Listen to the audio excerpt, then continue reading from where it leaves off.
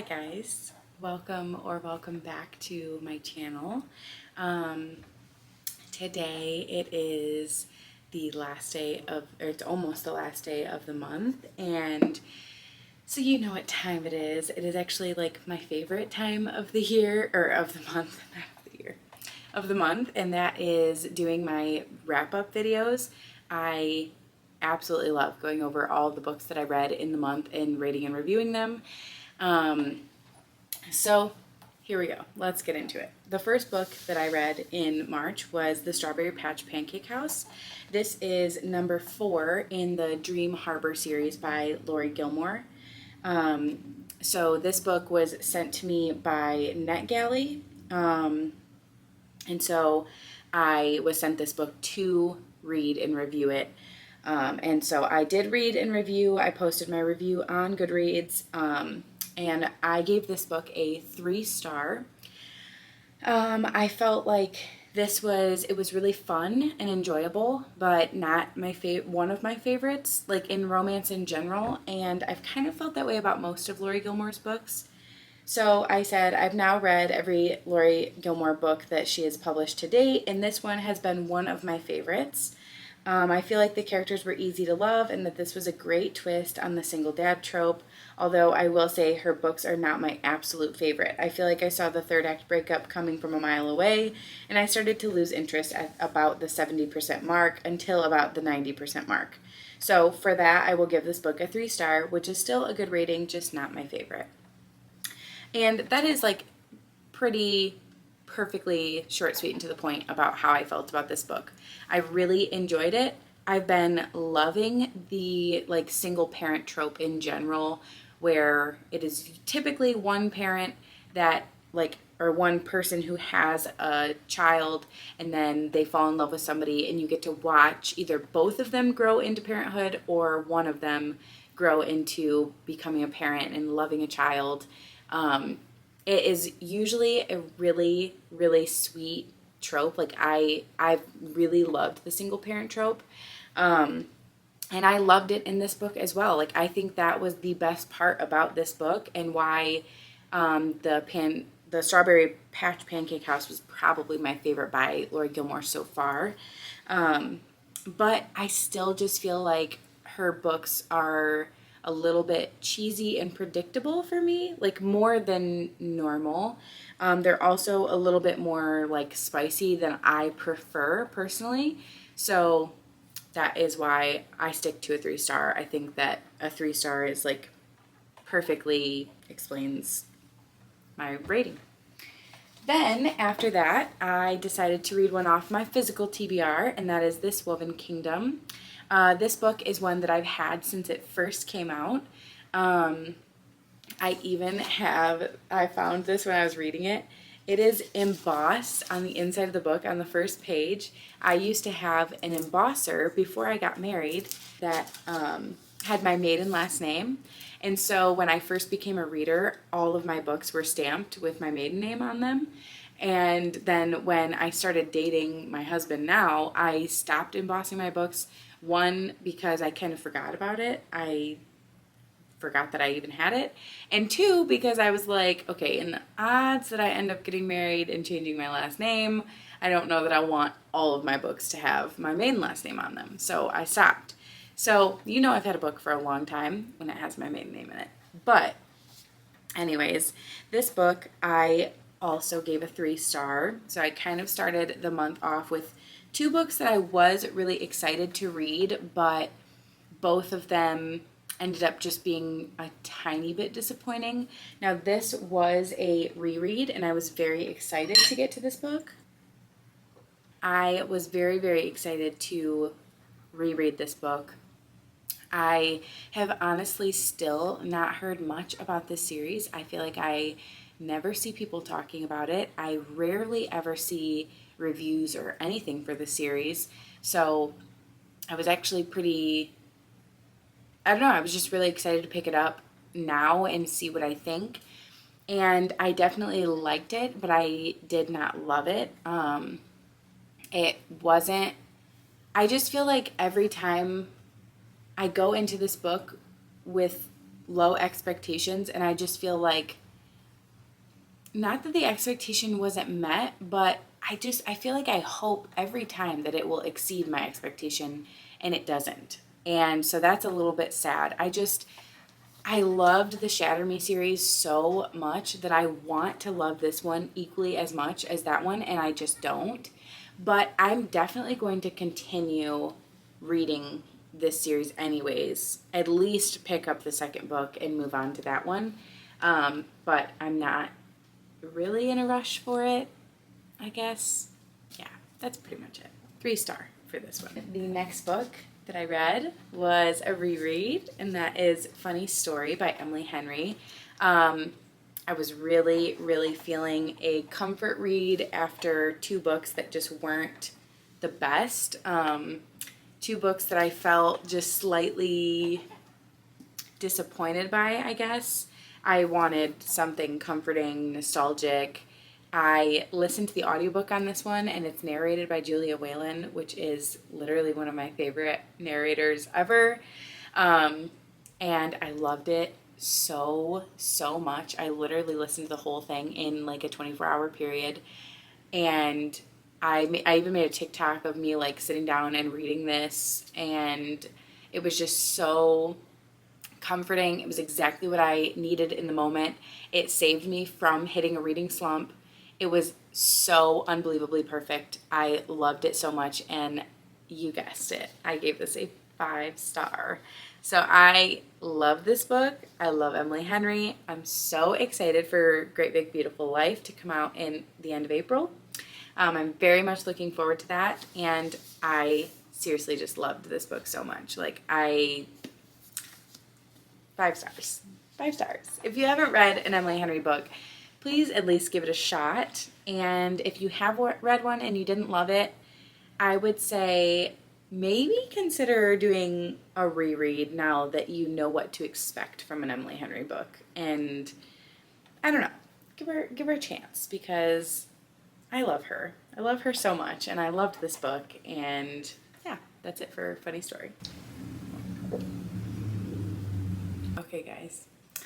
The next book after Funny Story was my book club book, which is actually Shark Heart by Emily Habeck or Habeck. I don't know how you actually say her name. Now, this one was very, very interesting. This book was picked by my friend for our book club, as I said, and so this was definitely something unlike anything I've ever read before, and unlike anything I've ever picked. I didn't really, it's kind of hard to explain. So the general synopsis of this book is that it's a story about 2 people newly married. Their names are Lewis and Wren, and in their first year of marriage, Lewis is diagnosed with a rare diagnosis that he will retain most of his consciousness, memories, and intellect, but his physical body will gradually turn into a great white shark. Basically, this is a magical realism book where the majority of this story, this takes place in a world where it's actually a thing that can happen, that you can genetically mutate into an animal of some sort. So there's a character in this book that you see, she's pregnant with twin birds, and the birds basically, like, she finds out that, you know, how do birds hatch out of an egg? They break out of it. And so basically she like learns that she's going to die during childbirth because the baby birds are basically going to like break their way out of her stomach.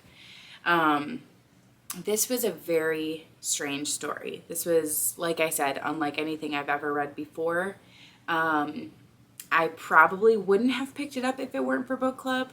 But I'm also not opposed to magical realism in any way, so I don't think that I was nowhere near against reading this book. I was kind of excited that it was picked, but I will say reading it, I didn't love it. I kind of expected to like it a little bit more than I actually did.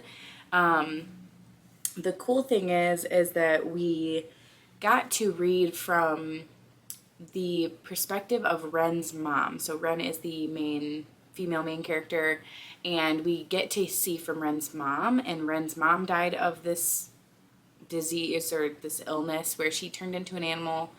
And so you get like flashbacks from the past, and then you get like the present time where Lewis is currently turning into a shark. This was very strange. I ended up giving this book a 3-star because I felt like, would I recommend it? It would have to be under very certain circumstances, but I wouldn't say that I would never recommend it. Like, there are plenty of people out there that I think would enjoy this book, but I just personally felt like I didn't ever feel super connected to Ren or Lewis. Actually, the character I felt the most connected to was Ren's mom when we heard from her point of view. I just unfortunately did not love it. So I gave this one a 3-star. Then from there, I jumped into my next book, and I'm very excited about this one. This was another one off my physical TBR, and that is Heartless Hunter by Kristen Sigarelli. This book was a 5-star read. This book I was so excited to get to. I was very, very happy that I was finally picking this up. And this was one of those reads that when I finally got to it, I literally was asking myself the whole time I read it, why did I wait a year to read this? Like, I do not understand why I didn't read it sooner. But it worked out perfectly because the second book and the final book in this duology came out just last month. So it did work out really perfectly because I got to jump right into the second book from this book. Little spoiler alert, I jumped right into the second book. But a lot of people had to wait a year to read the second book, and I didn't have to. So that was nice. I will say, like, now I love recommending. I've already recommended this book to many people, and I always say the best part is that it's just a duology and they're both out, and so you can just read both of them right away. You don't have to wait for anything. I really, really loved that about this book. I loved the Crimson Moth duology. This book was definitely a 5-star. My review on Goodreads says, wow, this book was great. This was a fantasy book that got me out of a reading slump and kept me on the edge of my seat. I actually audibly gasped at parts and was almost brought to tears. This book was really great, and I'm very excited to read the next one. That is the best, quick, short, sweet, and to the point review I can give of this book. And to be honest with you guys, I don't really want to give a synopsis because I don't want to spoil anything for any of you who will pick this series up. I kind of just want you guys to jump into it and just read it just go along with the story. Trust me on this one. Trust me. Any of you who are out there watching this, take my word for it and pick up the series. Promise you'll love it. After Heartless Hunter, that was a 5-star, and I was feeling like I wanted to jump into Rebel Witch immediately, but I also, I was literally torn 50-50 on whether I wanted to jump straight into Rebel Witch and not read anything in between, or if I wanted to read a couple, really short, sweet, romance books, to kind of cleanse my palate a little bit before I jumped back into a fantasy, because I really did not want to end up in a reading slump. And so that's what I did, and I'm really glad that I did. So the next book I read was Wild Side by Elsie Silver. This is the third and newest installment in the Rebel Blue Ranch. Nope. Wrong series.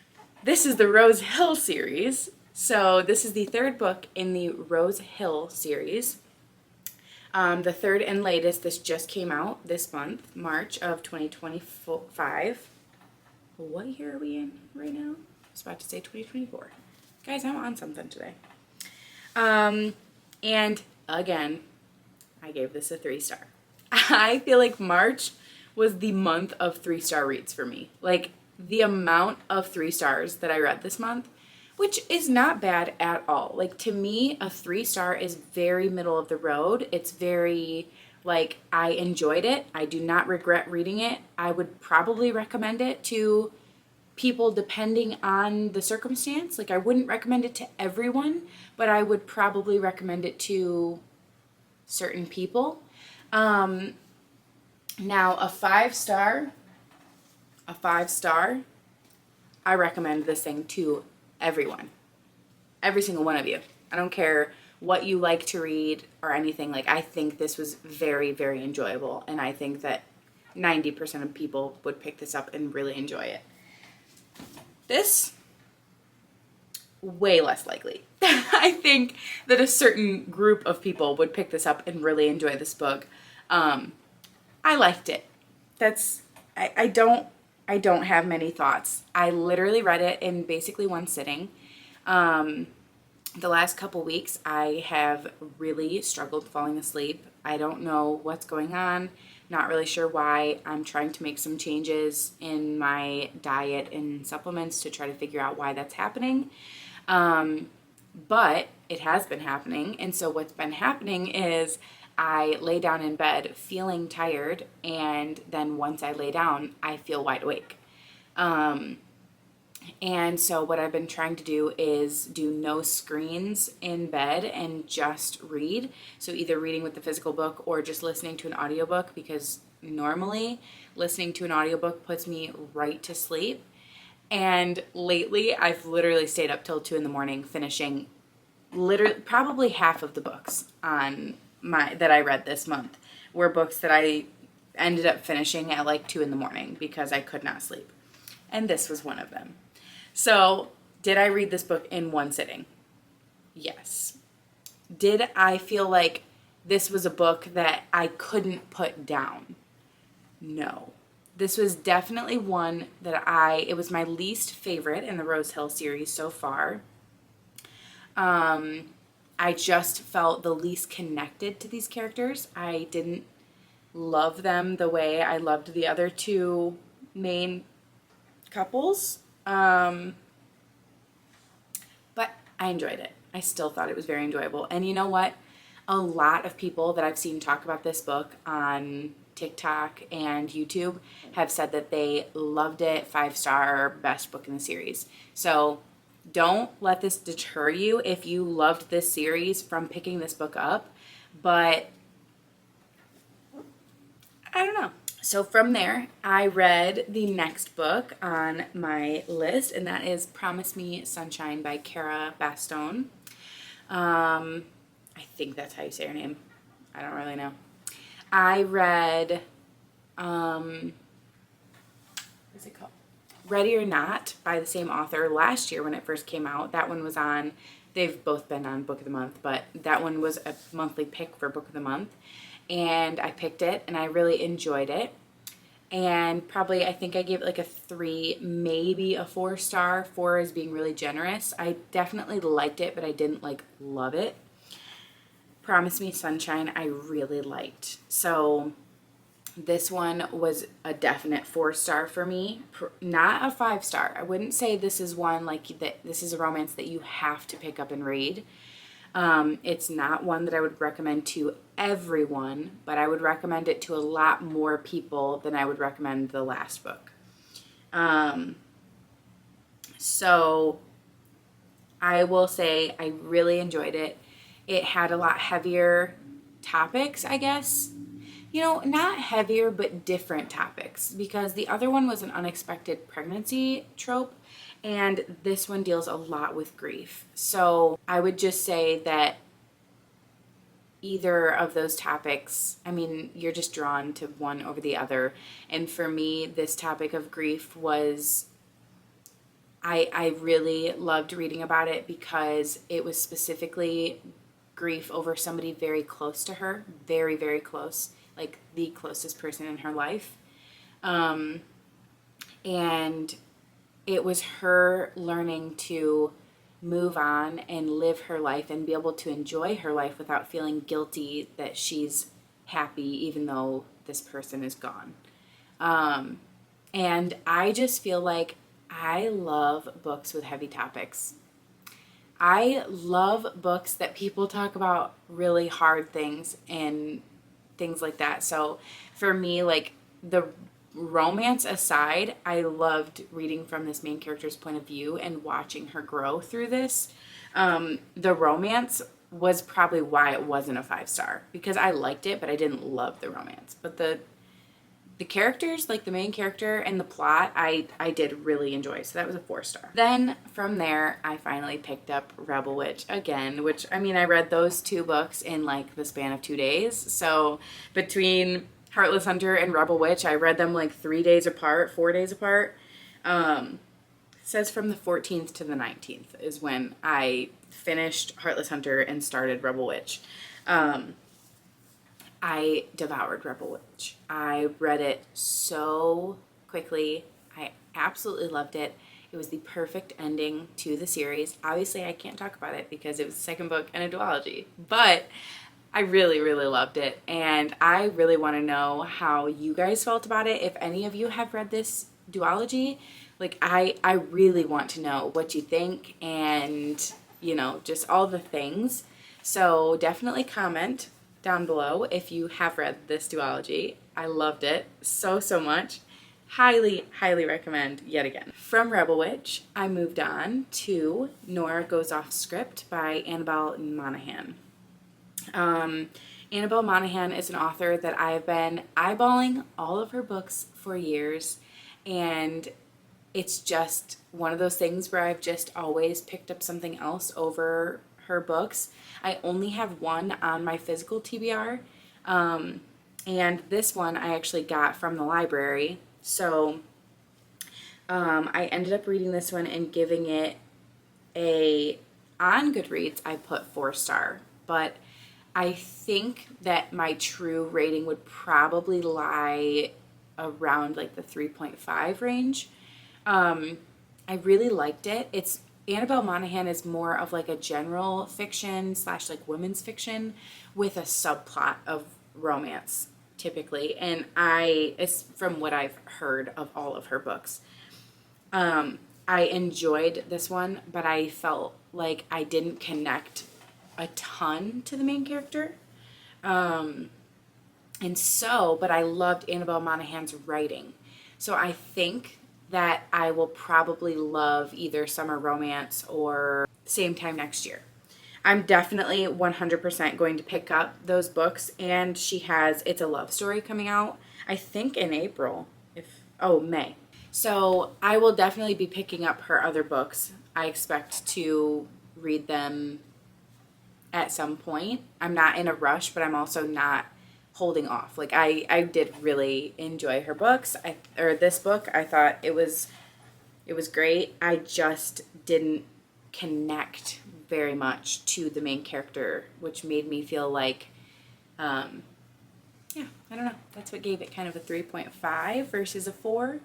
A 4 would have been if I really connected to the main character. Then I probably would have given it a 4 for plot, writing, all of that. Now we're down to the last 2 books that I read this month, and these 2 I'm kind of excited to talk about. One of them I can't say much about, and you'll know why.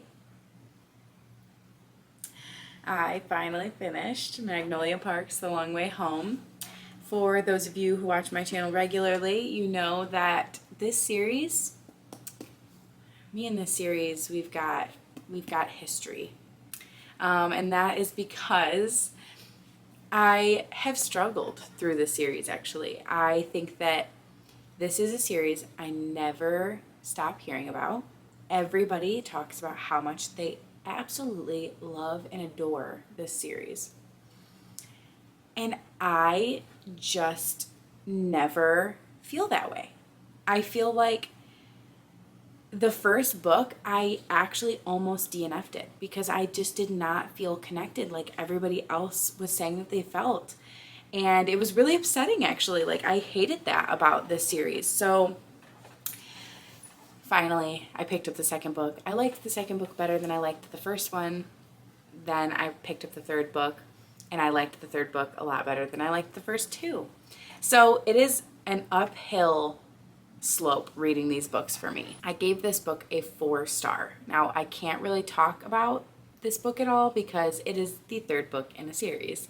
So not much I can say without giving things away. But I will say, if you've started the Magnolia Parks universe and you didn't love it, I would just consider giving it another shot. And maybe just continue on. If you really don't like it after reading the second book, then maybe the series just isn't for you. But it gets a lot deeper the longer the series goes on. And I really liked that. I loved the depth of this book, the emotion in this book. It was very, very emotional. Like to the point where about halfway through this book, I had to put it down for a little while and pick it back up later because it was very, very emotional. Really, really hard topics to talk about, to read about. And so, yeah, but really good. I liked this one a lot better. This was a 4-star for me. Okay, guys. The last book that I read for March and the most recent book that I read was Hello Stranger by Catherine Center. This was another 5-star for me. So this was a really, really good reading month. I read a lot of like 3 stars, like a lot of this was okay, but not my favorite. But I also found like 3 or 4 5-stars, which is very, very impressive. That does not happen often. For me, like 5 stars are not this common, but now to be fair, one of them was a reread. One was Funny Story by Emily Henry, and that was 5 stars. So that is a little bit different because I knew to expect to love that one. But Heartless Hunter, Rebel Witch, and Hello Stranger were all new books, all 5 stars. I really, really loved those books. Hello Stranger, this is what I wrote in my review. I said, so, was this book a cheesy, predictable romance story, you ask? Yes. Yes, it was. But was it also a deep, vulnerable, devastating story about a girl learning how to be kind, even when she's been dealt a bad hand? Yes. Oh, yes, it was. The way this story has me sobbing big, fat, happy tears at the end is something that will never cease to amaze me. Thank you, Catherine Center, for always teaching valuable life lessons while delivering the most fun, cheesy, lighthearted romance books I've ever read. And that perfectly sums up how I feel. I actually spent a good amount of time thinking through what I wanted to say about this book. I want to do this more often. I really want to start writing reviews a little bit more often, either on Goodreads or separately, just so that I can remember exactly how I felt like finishing the book. Well, anyways, that is the end of this video. Thank you for listening to this video and listening to me ramble about all the books I read this month. I love rambling. I love that you guys are here to ramble with me and listen and chat with me about all these books and really fun books, things that you guys are reading. So comment your favorite books from this year in general. I would love to know what all of your guys' 5-star books were for this year. And again, thank you for watching, and I will see you next time. Bye.